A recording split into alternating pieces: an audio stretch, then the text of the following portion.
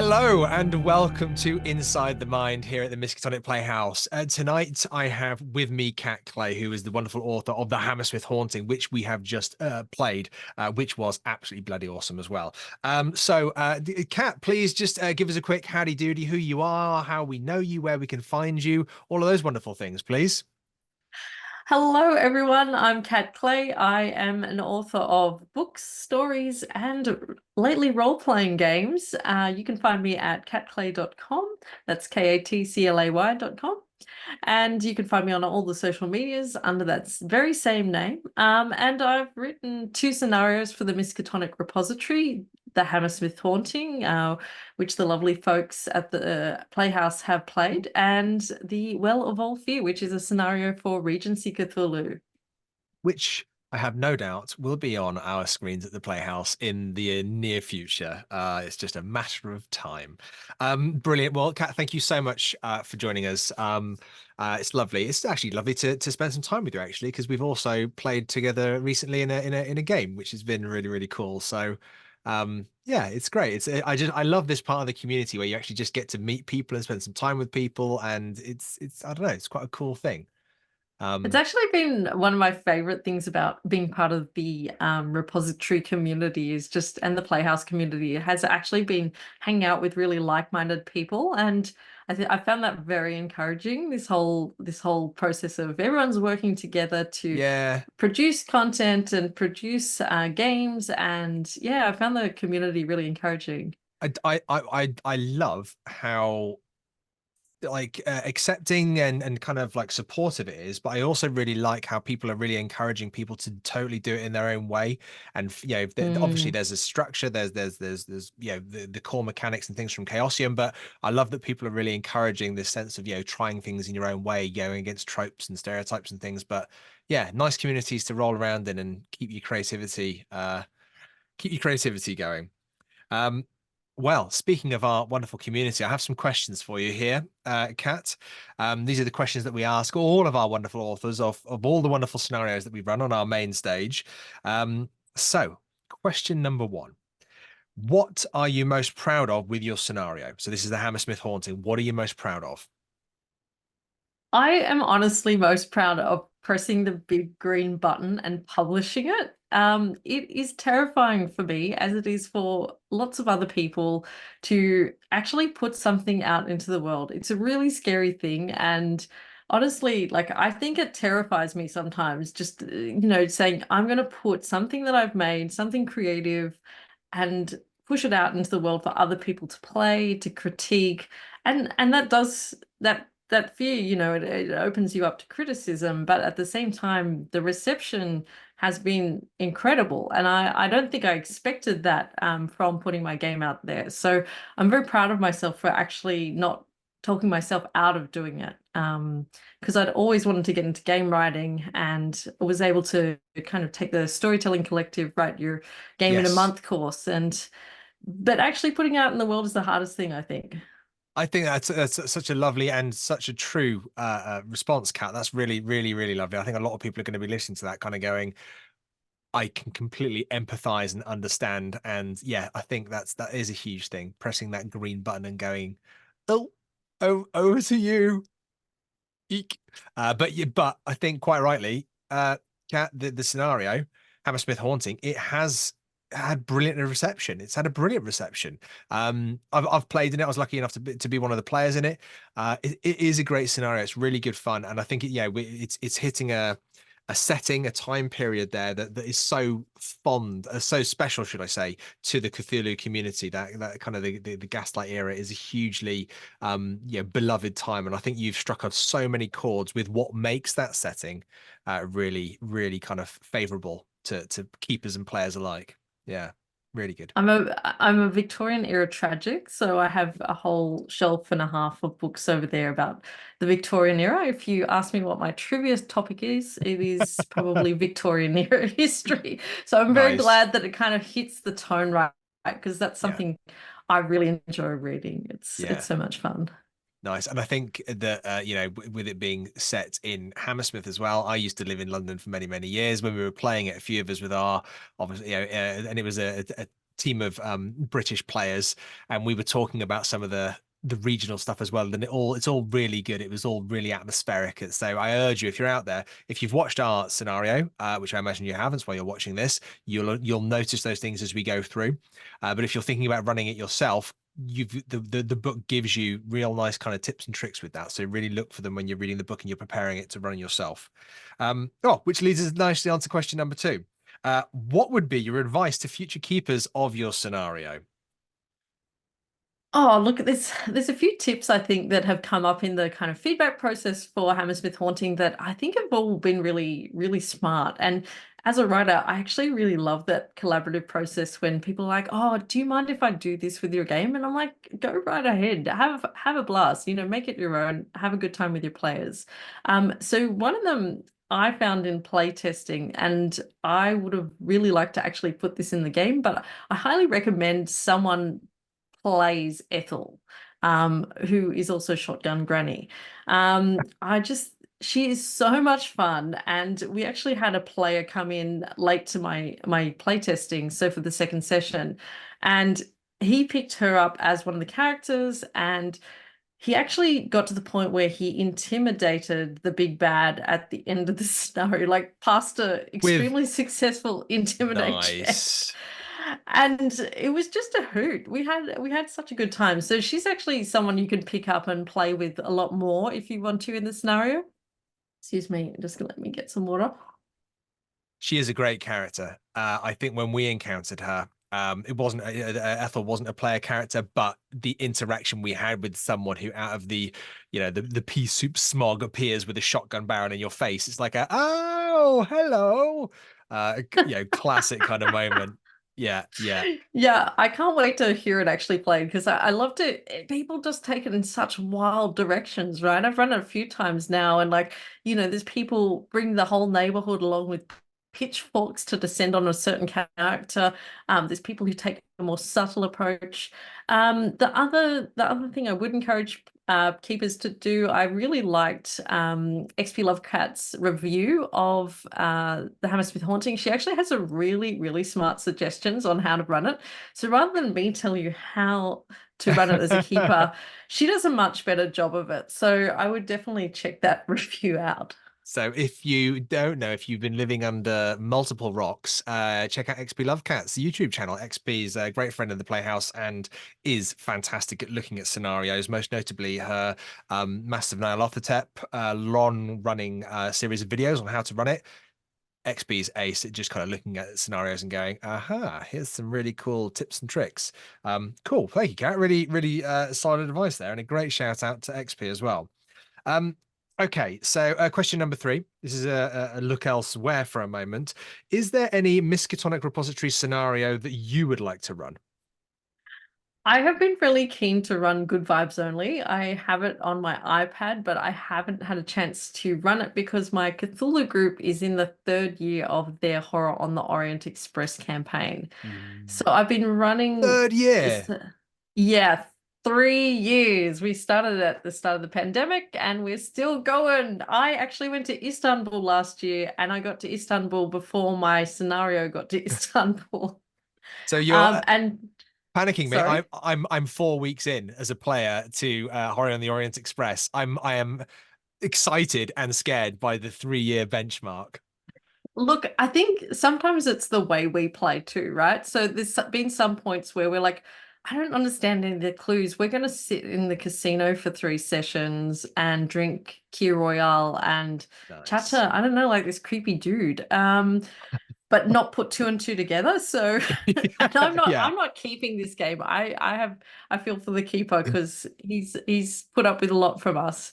I think too, like it's just the ebbs and flows of playing as a group. But look, it's an amazing campaign, so you Yeah. should absolutely play it.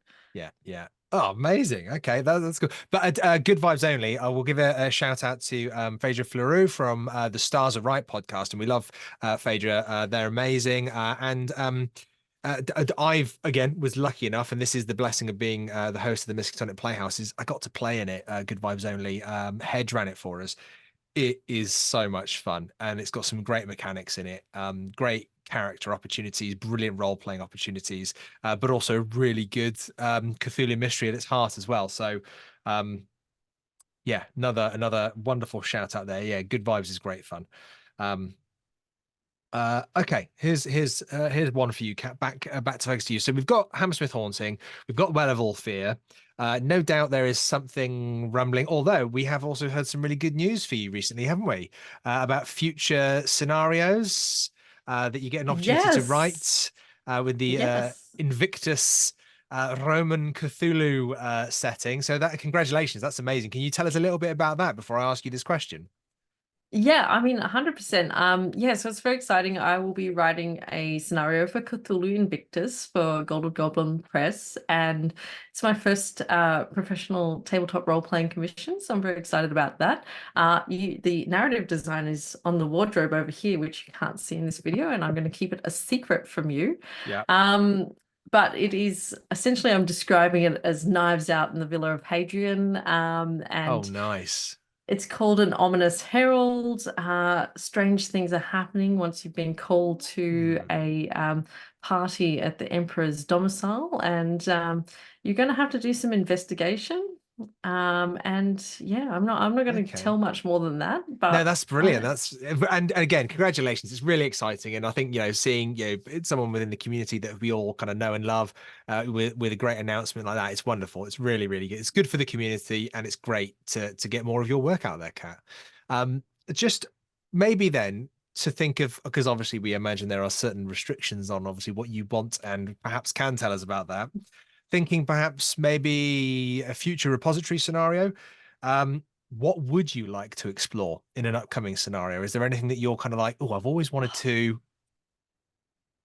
well, there's so many things. As you can tell, I'm very excited for when Gaslight gets re-released. Yeah. I will be all over that, and I have some ideas for some scenarios based on the work of Mac and around the kind of clubs and club scene that was in the Victorian period. Apart from that, I do have another Regency scenario Ooh. percolating in the brain, but that one's a secret. So leave that That's with me. no, that's great though. That's lovely to hear because I think of us as listeners, we're kind of going right from Cat Clay. What are we going to be getting? There's obviously we've got Invictus, we've Convictus. Convictus. That's the bromance of Cthulhu and Invictus for you there. Convictus, you're welcome, everybody. You can use that. And then obviously we've got some Gaslight, but there's also future for some more Regency scenarios, which we Yep. love hearing at the Playhouse. Huge fans of the Regency, as you know. So always great to see more scenarios coming out, and there's still a huge demand for them, which is fantastic. Okay, here's one to dive a bit deeper into the mind of Cat Clay. Where do you get your inspiration from, Cat? Well, it's actually from history, obviously. I spend a lot of time like reading nonfiction books and getting ideas from the corners of history. I just find it fascinating, those little tidbits. Like, for example, I'm reading a book on the Villa of Hadrian at the moment, and it's just providing that authenticity to the scenario that I wouldn't know off the top of my head just looking at pictures, Yeah. on the internet kind of thing. And so I really value a good nonfiction book. And just I feel like spending time with ideas to develop them. I spent a really, really, really long time in the prep phase before I even write anything. So I probably spend, I reckon, if I'm writing a novel, I probably spend 6 months thinking about it before I even put pen to paper or even start Wow. planning anything. With scenarios, I probably spend about 2 months just thinking, researching, percolating ideas, because it takes time to kind of develop things. You don't want to just do the first idea that comes in your head because it's usually kind of the archetypal idea. And the other thing too is I just really like to twist kind of tropes on their head. So I Mm, mean, the Well of All Fear is a feminist Call of Cthulhu scenario. All my scenarios have kind of feminist edge to them. So they often have strong female characters or villains. and they kind of deal with some aspect of societal culture at the time, especially in the case of Well of All Fear. It's designed as a satire on your archetypal Call of Cthulhu scenario. So, that's not giving too much away. But for keepers, that's if you read through the book, it's I make that very clear in the Yeah. scenario. Okay, I love that, and I'm one of those people who, because I'm so lucky to play in a lot of games. Unfortunately, I don't get to read them all straight away. I tend to read a lot of them after I've played them, and then go, we could have done that and that and this and there, and that's where this came from. So I've done that with the Hammersmith Haunting very recently, and I can kind of see that in there, the way that a lot of it is. There's these lovely revelations for the keeper and such. But just going on to your I suppose, love of reading historically and not always reading fiction. So I tend to be the other way around. I tend to read a lot more fiction and then occasionally read things that aren't fiction, because for work I have to read a lot of non-fiction. But a while ago, I do remember getting a book. I'm just looking it up on my shelf now, that's why I keep peering off to the side.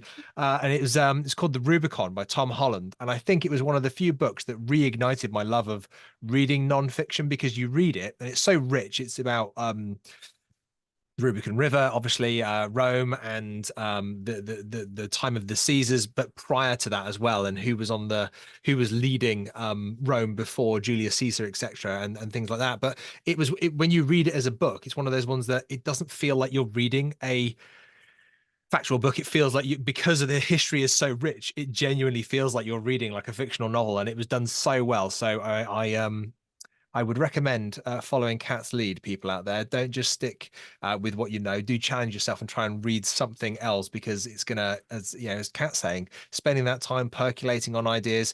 You can't always get the historical accuracy you want from looking at pictures on the internet or watching a film. You've got to push yourself a bit deeper to find that genuine pull or resource that you can give to the keeper. Well, Um, actually, talking specifically about the Hammersmith Haunting, right? I mean, I love a Wikipedia rabbit hole. Like, I love going down those rabbit holes of information. So I don't feel like it has to be like a book this fat. But with the Hammersmith Haunting, I'd actually several years ago in 2015 written a Victorian era crime novel. And part of the research, I'd read a lot of books on Victorian era crime and the development of policing at that time. And I take extensive notes when I'm reading nonfiction. And one of the notes had always stuck with me about the Hammersmith ghost murder case. And I'd always thought, oh, this would make such a good story. It's not really a novel. What is it?